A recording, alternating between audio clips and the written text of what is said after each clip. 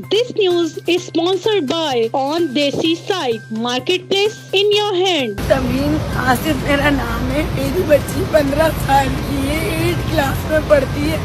उसका रेप हुआ है, रजा भुक्ती ने किया है।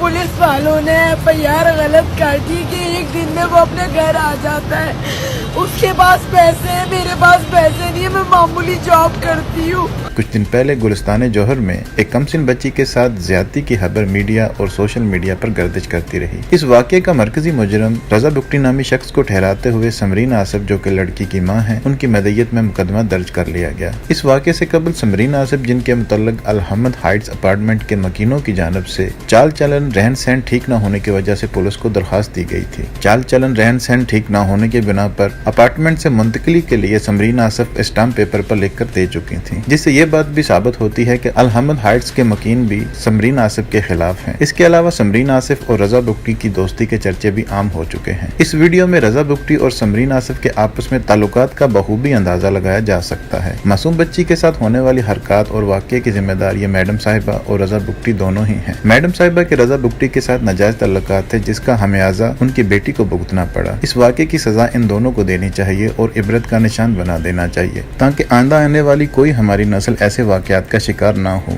ये उन औरतों के लिए भी इबरत और शर्म का मुकाम है जो अपने जरा से फायदे और मस्ती के लिए दूसरे लोगों से नाजायज ताल्लुकात बनाती हैं और बाद में खमियाजा इनके बच्चों को भुगतना पड़ता है। जना के मतलब बहुत ही मकबूल हदीस नबी सल्लल्लाहु अलैहि वसल्लम है कि जना वापस पलट कर जरूर आता है, फिर इसका शिकार आपकी बेटी, बहन, माँ कोई भी हो सकती है। इसलिए मेरी तमाम बहनों भाइयों से दरख्वास्त है कि इस नापाक गुनाह से बचें और अपने घर वालों को महफूज रखने की मुकम्मल कोशिश कीजिए। आलम हसन, ऑन देसी टीवी, डिंगा।